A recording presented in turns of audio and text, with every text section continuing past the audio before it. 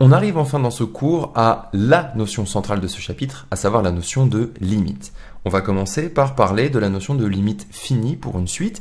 Et lorsqu'une suite donc admet une limite finie, on dit qu'elle converge. On est donc en train de regarder la notion suivante, la notion de convergence, et donc par suite la notion de divergence, puisque on le verra, quand une suite ne converge pas, on dit qu'elle diverge, mais peu importe. Donc penchons-nous sur cette notion de convergence. Et pour peut-être la première fois dans votre scolarité, on va donner une définition de ce qu'est une suite convergente, c'est-à-dire une définition de la limite.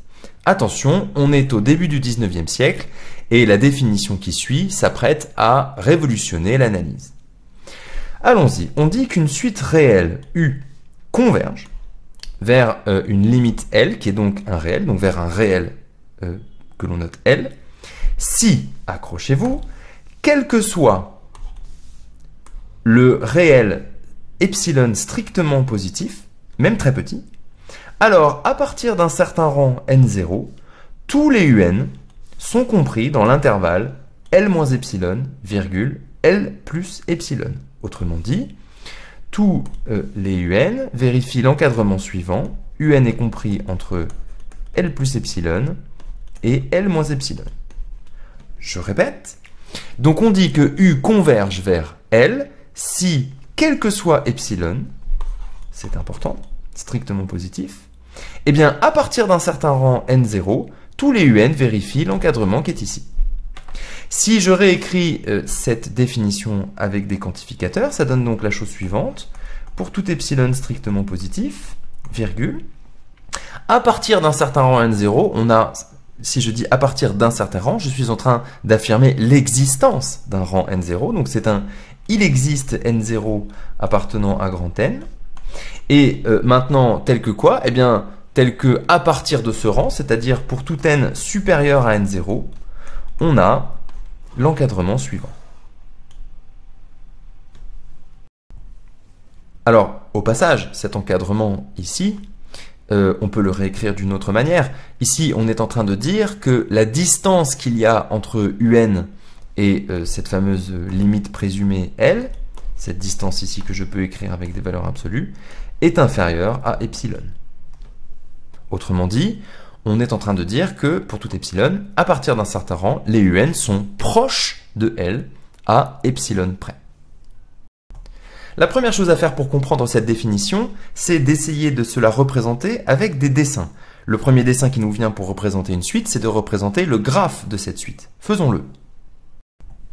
En abscisse, je mets n, en ordonnée, je mets un, et comme nous l'avons vu, eh bien, en chaque entier, il y a un point qui va représenter la valeur de la suite U en cet entier. Les valeurs de la suite U se lisent ici sur l'axe des ordonnées. C'est donc sur l'axe des ordonnées que je vais représenter ce fameux réel L qui va être la limite de U. Donc je le mets un petit peu n'importe où, comme par exemple ici. Et la définition s'intéresse à l'intervalle suivant, l'intervalle L moins epsilon, L plus epsilon. Cet intervalle est un intervalle qui encadre ici la valeur L à epsilon près, avec ici une distance entre les deux qui est donc de 2 epsilon. Si je trace sur mon dessin la droite horizontale en L, alors la distance entre les un et cette fameuse valeur L va se lire ici. Or, cet encadrement ici signifie que cette distance est inférieure à epsilon. Donc, dire que cet encadrement est vérifié signifie que les points rouges qui vont intervenir sur mon graphe vont tous être dans le tube autour de cette valeur L, L plus epsilon et L moins epsilon, que je vais ici mettre en noir hachuré. Maintenant, vous remarquez que la définition ne demande pas vraiment à ce que tous les un soient dans ce tube, c'est-à-dire vérifient cet encadrement. Elle demande à ce que les un vérifient cet encadrement, pardon, mais à partir d'un certain rang n0. Donc les premiers un peuvent très bien être à l'extérieur, ici, mais simplement ce qui est dit, c'est qu'il existe un rang n0, ici, à partir duquel tous les un sont dans ce tube.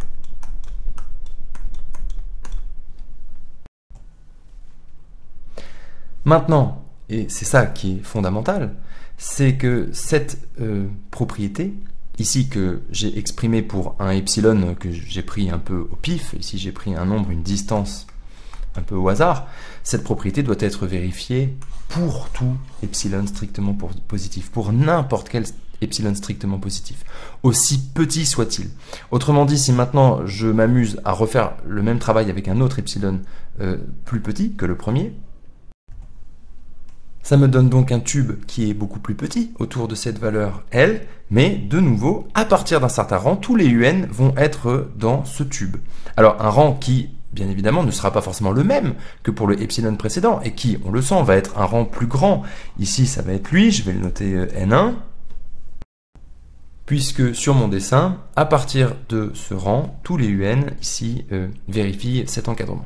Il faut bien comprendre que dans la définition, étant donné que N0, ce fameux rang, est défini après epsilon, eh bien il peut, et même en fait ce sera toujours le cas, il peut dépendre de epsilon. Maintenant, on comprend bien l'esprit de cette définition. Étant donné ici qu'on a ce pour tout epsilon strictement positif, la définition signifie donc que les UN vont s'approcher aussi près que l'on veut de cette fameuse valeur L, quitte à attendre un certain temps. Ce certain temps, c'est justement, il est déterminé par ce fameux rang à partir duquel on est suffisamment proche de L. Vous remarquez aussi que dans cette définition, il n'y a pas vraiment de borne sur ce rang, on sait juste qu'il existe. Peut-être que pour des valeurs de epsilon très très petites, ce rang va être immense, des milliards de milliards de milliards, etc. La définition ne le dit pas, elle dit juste que ce rang existe.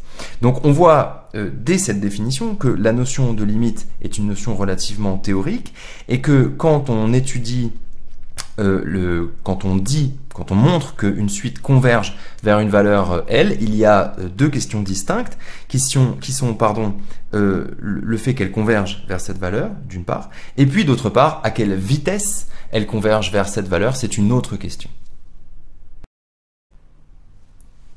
Il y a aussi un autre dessin, plus simple que le premier, mais paradoxalement, que je trouve moi plus clair, plus utile que le premier, c'est de tout simplement représenter les termes de la suite U sur une droite réelle. Vous voyez, je représente R ici, et U0, ben, c'est un réel, donc il est bien quelque part. U1, c'est un réel, il est quelque part. U2, etc., etc. Et de cette façon-là, on peut représenter les termes de la suite U. À partir de cette représentation, que signifie la définition? Elle signifie donc qu'il existe une fameuse valeur L, qui va donc être la limite, et que si maintenant, autour de cette valeur L, je prends un petit intervalle L moins epsilon, L plus epsilon, qui est donc de longueur 2 epsilon, eh bien, à partir d'un certain rang, tous les UN vont tomber dans cet intervalle. Et encore de nouveau, cette propriété devant être vérifiée pour tout epsilon, eh bien c'est exactement la même chose si jamais je prends un epsilon beaucoup plus petit. À partir d'un certain rang, eh bien tous les UN seront dans cet intervalle-là. Et on peut réitérer l'opération avec un epsilon encore plus petit, etc., etc. Voilà, c'est la définition du jour. On va apprendre maintenant à l'utiliser pour démontrer les propriétés sur les limites. Pourquoi est-ce qu'elle est si marquante? Et pourquoi est-ce que historiquement elle a tout changé? C'est parce que vous voyez que cette définition, même si elle est, je le concède, pas forcément simple à appréhender, cette définition ne fait absolument pas intervenir de notion d'infini. C'est une notion extrêmement terre-à-terre, écrite avec des quantificateurs, des objets qui sont des entiers, des réels et des encadrements. Alors donc, quand il existe un réel L tel que U converge vers L, selon cette définition, on dit donc que la suite est convergente. Maintenant, si jamais une suite n'est pas convergente, eh bien, on dit qu'elle est divergente, tout simplement. Parlons rapidement de notation. Si jamais vous avez une suite U qui converge vers un réel L, alors pour signifier ce fait, vous avez plusieurs possibilités. Tout d'abord, vous avez les possibilités de notation qui s'intéressent vraiment à la suite U, comme U tend vers L, ou alors lim de U égale L. C'est tout à fait possible d'utiliser ces notations qui qui ne font pas intervenir de variable n, et c'est même très bien en fait, puisque la notion de convergence d'une suite, elle concerne bien la suite en elle-même. Donc c'est vrai qu'on les voit rarement, ces notations, mais elles sont tout à fait acceptables. Et puis, plus fréquentes, vous avez les notations qui font intervenir une variable, n, donc un tend vers L lorsque cette variable n tend vers plus l'infini, ou alors, pour dire exactement la même chose, limite de un lorsque n tend vers plus l'infini égale L. Ensuite, vous avez des notations qui sont un peu à cheval entre les deux, un peu abusives. Un tend vers L, sans préciser vers quoi tend n, et lim de un égale L. Ces petits abus sont tolérés à partir du moment où on sait parfaitement de quoi on parle. Il n'y a pas d'ambiguïté sur le fait que cette limite est une limite lorsque n tend vers plus l'infini. Au passage, bien évidemment, ce choix de variable n est tout à fait arbitraire. Hein. Si jamais vous dites que uk tend vers L lorsque k tend vers plus l'infini, vous êtes en train de dire rigoureusement la même chose.